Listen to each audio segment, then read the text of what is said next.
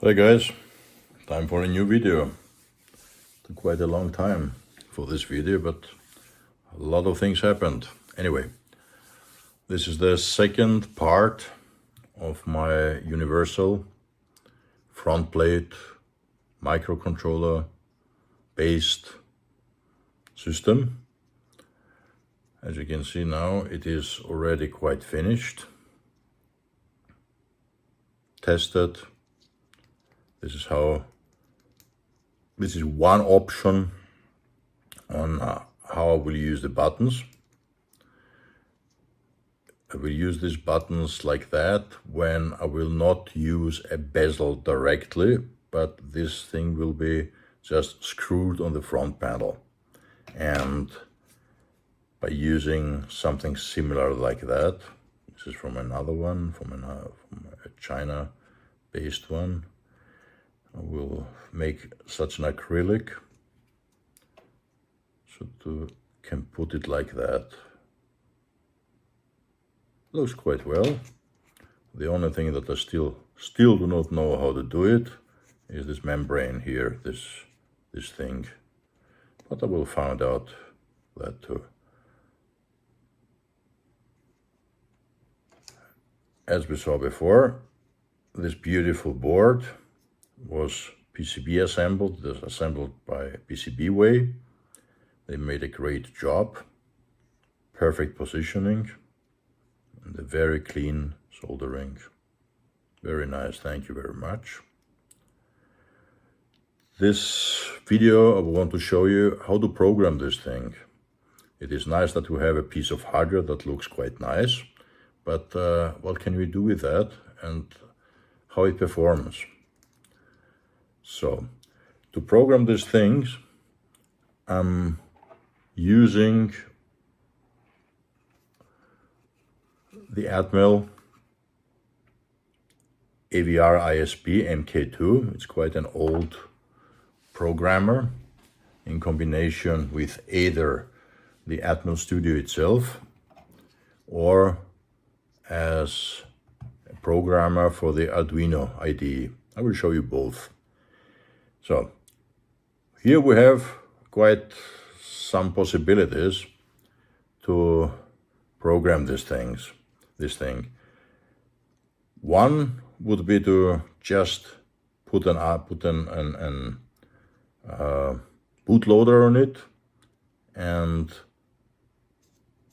the rest of the programming will be done through the USB to serial bridge, as we see here. This is the way that the Arduino environment does it. Another, how to program the bootloader, again, with that, and either with the Atmel Studio or the Arduino IDE itself. We will see later. Another possibility is to completely forget this header, just to use it when we need some serial debugging or whatever, logging, and keep the programming through the ISP connector. Again, we will use this thing. And again, either with the Arduino environment or with we load the hex file, the hex generated file from the Arduino directly using the Atmel Studio and burn it either with a bootloader for future use or without bootloader. We do not need a bootloader for that. The bootloader is just something that helps us to easier upload something through the serial. But if you want a couple of bytes more, let's say at least 500 bytes more in your flash, and you forget about bootloader, you don't need it. Just load the code that is generated through the Arduino Studio or Arduino environment or the Atmel Studio. There are many possibilities to configure this thing. Which one I will use, it depends on my mood and on what exactly I want to do with it. But I will show you each of these possibilities to see what I mean. Again, this is how it looks. So this is how we connected the whole thing. The ICSP connector directly to the programmer. Then we need an TTL to serial bridge, USB to serial bridge. This one will be used to power the module itself, the 5 volts, because we need the 5 volts. This thing does not support the powering of the module. And this is all the connectivities we need to make this thing work. Let me show you. So, let's flash a bootloader. The first thing that I will show you is how to flash a bootloader through the using the the Microchip Admin Studio. Go to Tools, Device Programming, select the tool. I selected already the correct CPU microcontroller unit. It's a 328PB, and if you're using the ISP to configure it, let's say apply, found it, read the device signature. So now we have everything that we need there, and you see that on the programmer the green LED is lighting. That means the programmer, the chip is found, and the programmer sees 5 volt VCC. So let me show you now here. This is the bridge itself. And let's go back to the programmer.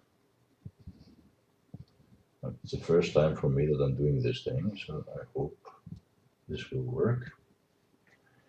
Anyway, next thing is we go to the fuses. The fuses, I have already set them to the extended to FA, high and low, D7 and FF.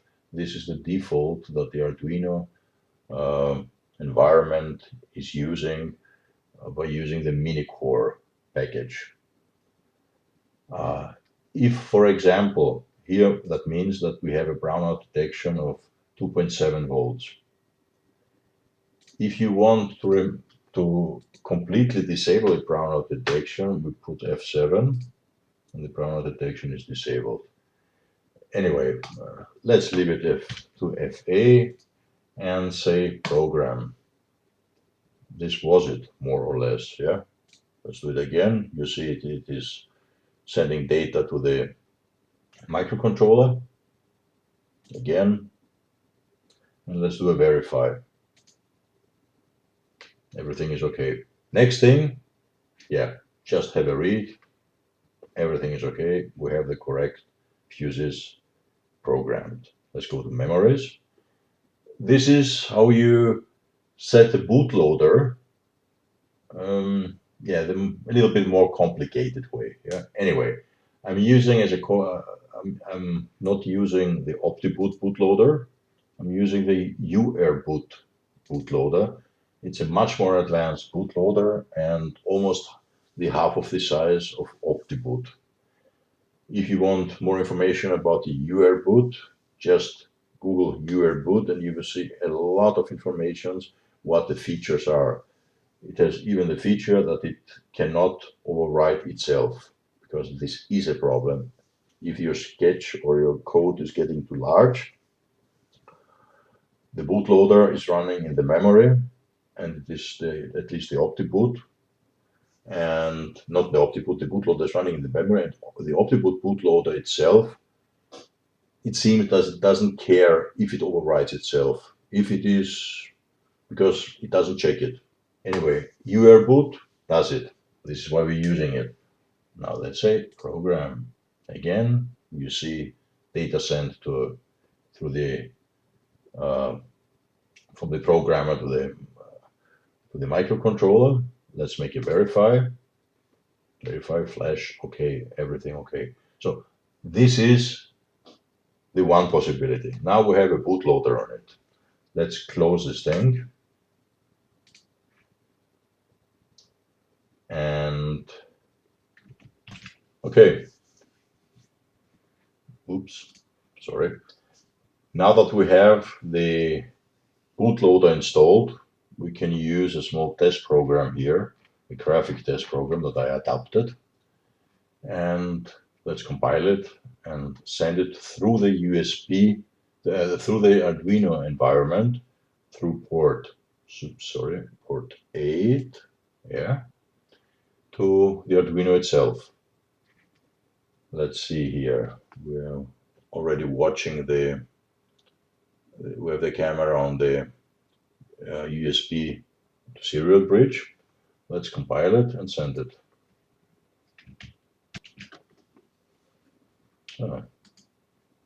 Soon we're sending it.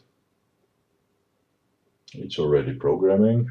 You see the data flowing through RxTX, and that's it. And now we have already a small test program. The drivers of the chipset of the ST7735 that I'm using here are the fastest drivers that I found. I couldn't find any faster. You see, if you see the demo, you see how fast it is. Yeah. So it is a fork of the Adafruit drivers, but much, almost 100 times, in many of the functions, almost 100 times faster, yeah, even more. Anyway, all the programming I'm going to do is based on this PDQ. It's called PDQ fork of the Adafruit drivers. It uses the PDQ GFX, again a fork of the Adafruit GFX of the graphics library. Yeah, this is just what I wanted to show you, how fast it is and how you can program it. Now we have a second possibility how to program it, to put at least to upload the bootloader.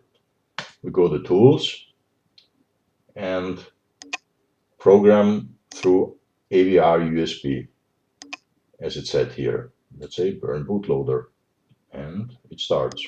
That's it, the bootloader is on. So it is quite easy if you have this AVR ESP MCAD2 programmer here and to use it, because you can use it either with the Atmel Studio or with the Arduino IDE itself.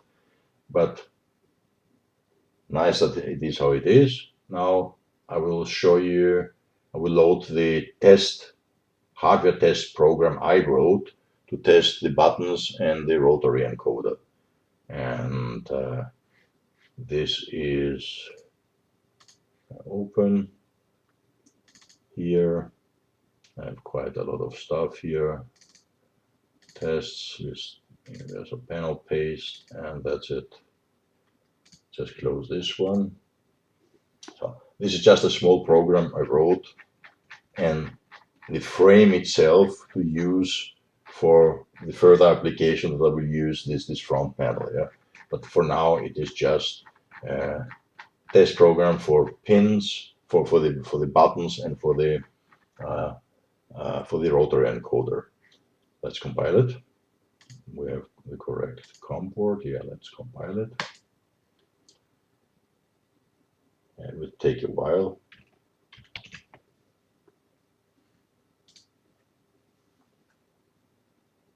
Okay, it's uploading the program itself, and you see it is not very comprehensive. It is just a very, very Spartanic test that will show you to in a jiffy. But this is what I wanted to show you. Let's go now to see how the whole thing works, and let's continue. Okay, we are back. Look at this very, very complicated test program, but it's enough to test the buttons and the rotary encoder. By the way, guys, if you like my videos, if you like what you see, please press the subscribe button, give me a thumbs up, please, or 2 thumbs up, yeah. Press the notification button. All this helps me a lot to grow my channel and to give me the possibility to show you a lot more of my designs in the future. Designs, repairs, perhaps the one or the other tear down, not perhaps, a lot of tear downs, perhaps the one or the other review, and many other things. You see what the variety of themes I have in my channel. This will continue and will get much more. The second thing is, thank you again PCBWay, that is the sponsor of this beautiful assembled PCBs. Please check their website. I will show you the website in a jiffy when I show you the finished test program here. Look. Whoa, it is so complicated, huh? But you see it works.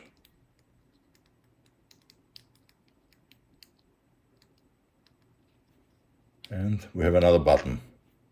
And we have a Rotary Encoder.